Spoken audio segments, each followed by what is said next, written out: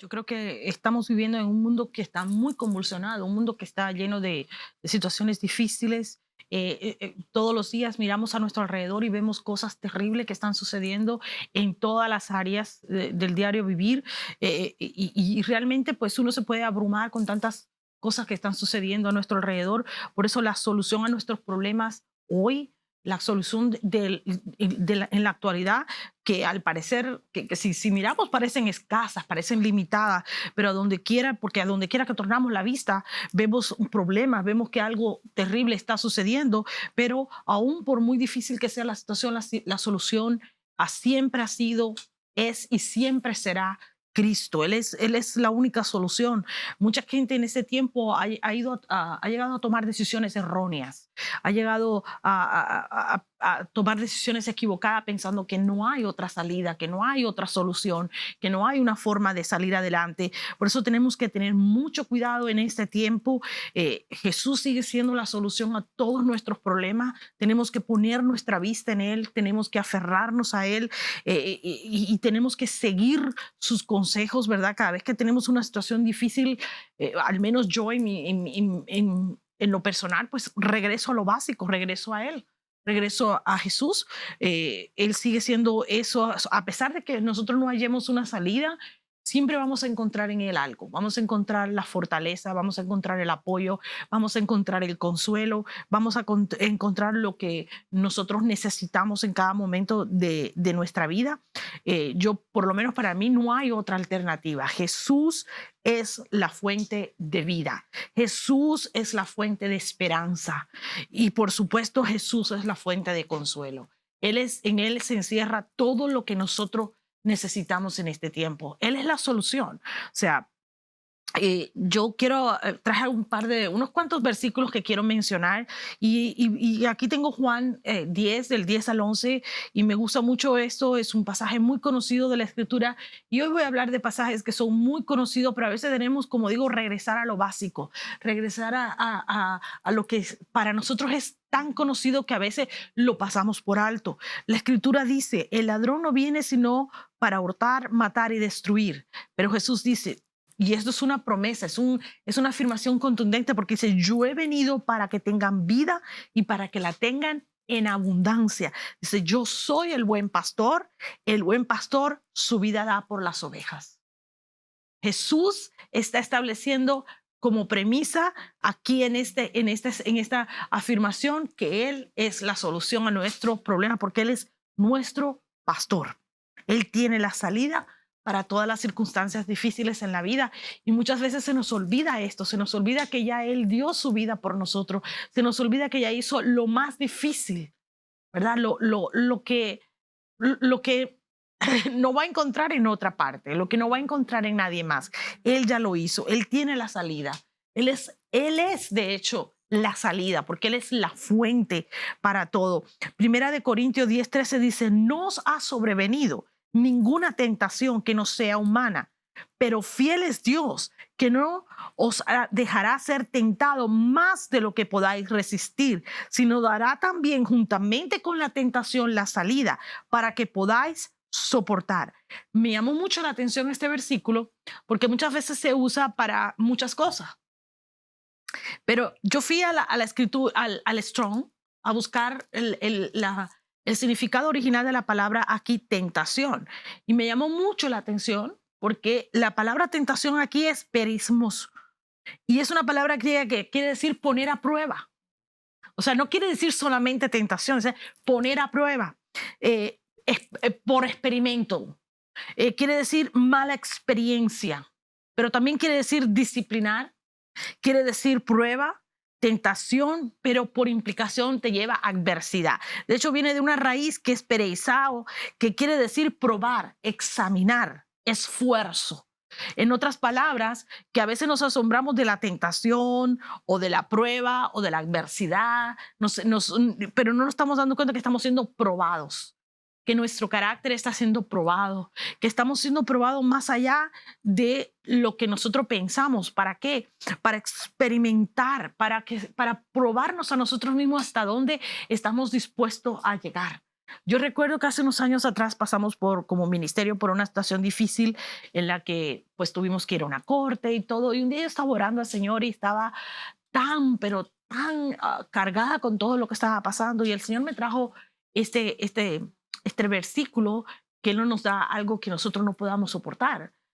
Que no vamos más allá de lo que podamos soportar. Y yo le empecé a decir al Señor, Señor, pero es que hemos hecho todo lo que humanamente nos es posible hacer y aún no vemos la salida. Y en ese tiempo, pues yo estaba orando y yo le dije, Señor, pero a pesar de que veo la prueba, veo la adversidad, pero no veo el propósito detrás de la prueba. Y el Señor me decía en aquel tiempo, estaba hablando como 10 años atrás, y el Señor me decía, te estoy probando para ver tu punto de resistencia. Yo le decía, Señor, ¿cómo que punto de resistencia? Es decir, ¿hasta dónde estás dispuesto a llegar? ¿Hasta dónde te vas a romper? Y muchas veces no entendemos esto. Esa adversidad viene para probarnos. Todo lo que estamos viviendo viene para probarnos.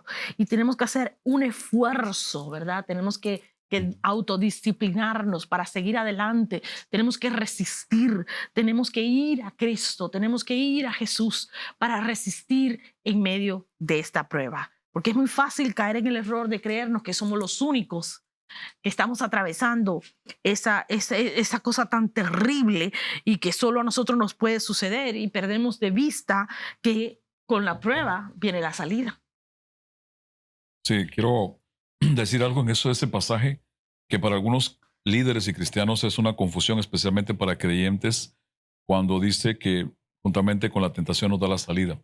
Yo pienso, por lo que he leído, en los comentarios bíblicos, en Ujú, las conclusiones de estudiosos de las escrituras, que los traductores de ciertas traducciones de la Biblia, de todo el significado de esta palabra en el griego, escogieron la palabra tentación. Pero la palabra más acertada para usar es poner a prueba. ujú. Santiago dice que Dios no puede tentar a nadie. Dios no tienta a nadie. Algunos se confunden a veces cuando están siendo tentados de que Dios les permitió la... No, no, no se vaya a confundir. Dios nos pone a prueba. Dios nos tiene que probar. Ahora, siendo probado por Dios, alguien puede ser tentado porque de su propio corazón le falla a Mm, Dios, se aparta de él. Ahí es diferente. Pero ya Dios le está diciendo que con esa prueba da la salida. yep, Por ejemplo, alguien que en este tiempo ha pasado muy difícil y pueda dudar de Dios, pueda dudar de su palabra y así se vea es. tentado a no seguir creyendo en Dios. Se vea tentado, como algunos han dejado la fe en este tiempo, tal vez usted lo ha visto en las redes Yep, sociales, predicadores, escritores de libros, consejeros cristianos, han ujú, dicho, ya no creo en este Dios. Y así algunos de es. ellos es por algo personal que experimentaron, donde no encontraron la solución, donde no recibieron la respuesta a sus oraciones y cambiaron su fe. Entonces, esto no debe ser confundido. Dios nos va a probar. Y este tiempo que estamos viviendo, estamos a prueba. Por supuesto que sí. Así La es. iglesia estamos a prueba para purificarnos, para afirmar nuestra fe en Cristo. Si estos son tiempos de apostasía, imagínese usted, piense, medite un momento en la palabra.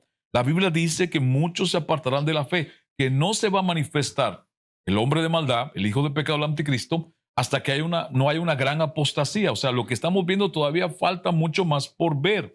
Entonces, Dios nos prueba para que nos afirmemos en nuestra fe con Él, que seamos uno, nuestro compromiso, nuestra consagración a Él. Dios no nos prueba para hacernos daño, Dios nos prueba para mejorarnos, Dios nos prueba para acercarnos más a Él. Así es. Entonces, es como que usted tenga un bebé y usted, todo padre, toda madre, hace un esfuerzo por enseñarle a caminar y hablar al bebé. Yo no conozco un caso que tienen un bebé y nunca hicieron nada para que diera los primeros pasos. Todos están emocionados cuando ese niño da los primeros pasos o da las primeras palabras o dice papá o mamá. O sea, están haciendo algo, están probando para que su hijo venga a ellos. ¿Por qué? Porque cuando se aprenda a hablar, aprenda a caminar, la tendencia del bebé es ir a papá o mamá, extenderle los brazos. Dios como padre es mejor que eso. Dios sabe por qué nos prueba y es para hacernos bien. Entonces, todo esto que estamos viendo en el mundo no es el diablo el que está en control. Dios está en control. Dios está en control. Así es. Recuerde, si alguien de su familia murió en Cristo, Satanás no es más el príncipe de la muerte. Es Jesús el que tiene el poder de la vida y de la muerte. Jesús se la quitó en la cruz del Calvario. Entonces, es importante para no dar lugar a que en tiempo de prueba caigamos en tentación de dudar de Dios, de dudar de Mm, sus promesas y entonces dejar de hacer lo que Dios nos pide. Ahí sí puede esa prueba convertirse en una tentación. así No porque es. Dios lo puso, porque la persona, el creyente, dejó de creer dejó de dudar, creyó las mentiras que alguien le dijo o el diablo le habló a través de alguien. Así es, tenemos que tener mucho cuidado.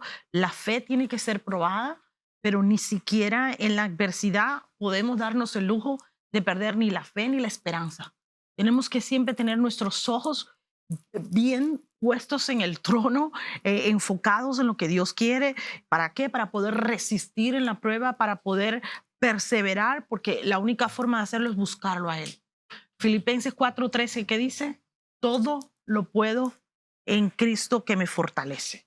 El apóstol Pablo, que es el apóstol de la fe, escribió, es el hombre que más ha escrito acerca de la fe en la escritura, fue probado hasta el cansancio, exhaustivamente. Él pudo escribir acerca de la fe porque realmente su fe fue probada una y otra vez. Y él ciertamente pudo decir, todo lo puedo en Cristo que me fortalece. No importa de qué tamaño sea la adversidad, vas a poder resistir, vas a poder perseverar y vas a poder llegar al otro lado porque todo lo podemos en Cristo que nos fortalece. Tenemos que ir a nuestra fuente, a Cristo Jesús, que es nuestra fuente. ¿Para qué? Para recibir la fortaleza necesaria para resistir cualquier prueba y seguir adelante sin desmayar, sin tirar la toalla.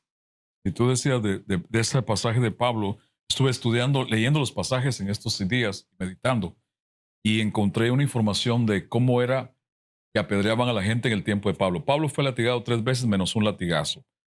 Pablo fue apedreado, Esteban fue apedreado y fue muerto. A Pablo lo apedrearon.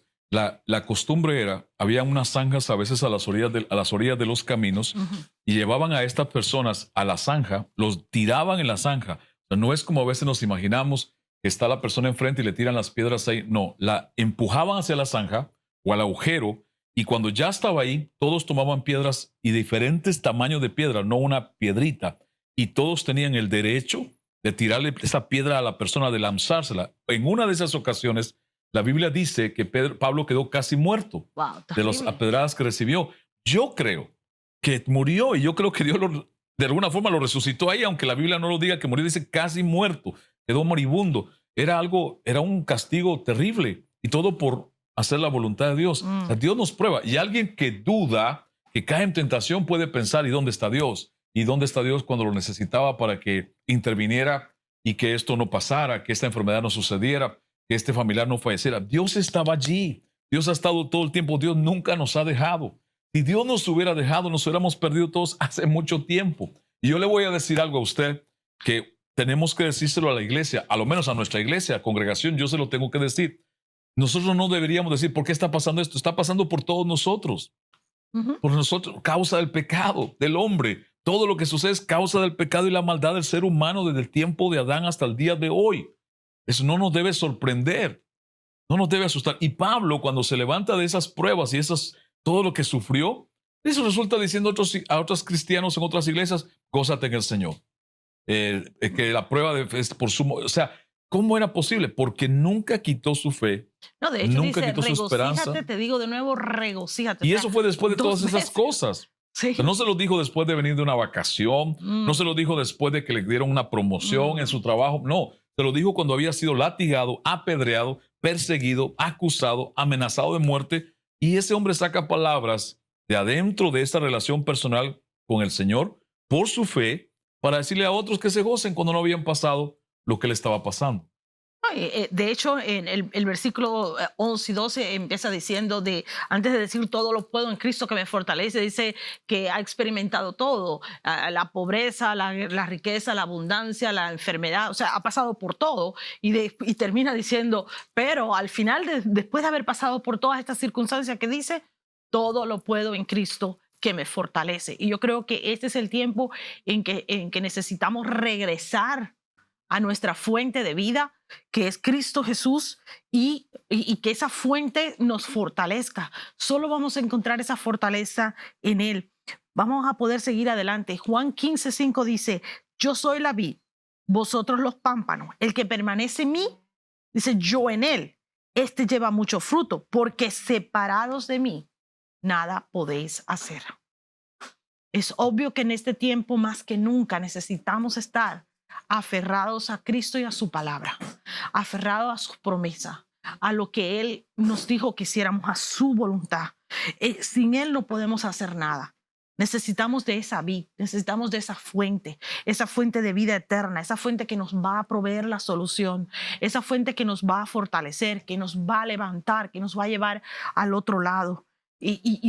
Lo necesitamos, simplemente lo necesitamos. Eso es así de sencillo. Tú citaste el pasaje de Juan capítulo 10, que también está en otra porción de la escritura, y es un pasaje muy usado, y dice, el ladrón no viene sino a robar, matar y destruir. Ahora, algo interesante que yo lo he dicho muchas veces, hace años por alguien que me ayudó a entenderlo, lo entendí. Escrituralmente no dice que el diablo es ese ladrón. Él es ladrón, él viene a robar, matar y destruir. Pero si usted lee los versículos anteriores, Jesús mismo dice quiénes son los ladrones en este pasaje. Dice en el verso 10, dice, el ladrón no viene a robar, viene a robar, matar y destruir. Yo he venido para que tengan vida. Y luego dice lo que tú dijiste, yo soy el buen pastor da su vida por las ovejas. Y anteriormente, en el verso 9, dice, yo soy la puerta. Ahora, escuche lo que dice el verso número 7. Ciertamente les aseguro, dice Jesús, que yo soy la puerta de las ovejas.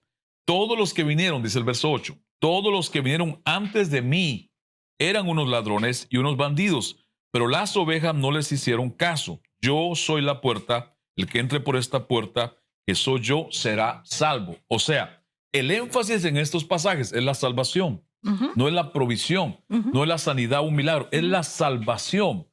El domingo hablábamos a nuestra congregación de que estamos en los días de Noé ya. ¿Por qué estamos en los días de Noé? Aunque sean señal de la segunda venida, según Mateo 24 que Jesús enseñó, pero ya llegaron esos tiempos, tiempos donde la gente no quiere nada con Dios, tiempos donde hay una depravación, una perversión sexual a un nivel que nunca habíamos visto, tiempos donde la gente ama más las cosas que las personas, donde hay una crisis por todo lado, es a nivel mundial. Esto está anunciado, está advertido. En el tiempo de Noé, Dios les advirtió a través de Noé por 120 años de lo que iba a pasar y no creyeron. Creyeron cuando vieron el agua que empezó a subir. Creyeron cuando vieron que el arca se empezó a mover por la cantidad de agua que estaba cayendo. Pero ya era tarde. Ya Dios había cerrado la puerta del arca. Pero Jesús, la puerta del arca de salvación de Dios Padre para este tiempo, la puerta está abierta. Que yo le animo a usted que vele su salvación, que siga creyendo por la de su familia, pero no solo creyendo, ore y testifique, ore y hábleles, porque estos tiempos que vivimos ya son esos tiempos donde así como de repente el diluvio vino ese día y empezó a llover en unas pocas horas y se empezó a llenar de agua, así de repente va a ser la venida del Hijo de Dios por su iglesia. O sea, todavía es tiempo de salvar. La puerta está abierta. Dios puede sanarle, amén. Dios puede restaurarle, sí, Señor. Pero sobre todo, Dios quiere salvar su alma, asegurar que usted tenga la seguridad de su salvación en Cristo Jesús. No hay nada seguro en esta vida, solo Jesucristo es la única seguridad. Ni las vacunas, ni las mascarillas, nada es seguro, solo Cristo Jesús es la total y absoluta seguridad para toda alma y toda persona. De ahí no hay más nadie seguro. Es más, le voy a decir algo, la muerte no respeta a nadie. No se importa si es millonario, si es campesino, si es pobre, si es profesional, si es estudiado, si no es estudiado. La muerte no respeta a nadie. La única forma de poder enfrentar la muerte es en Jesucristo. Es la única respuesta a todo. Así es.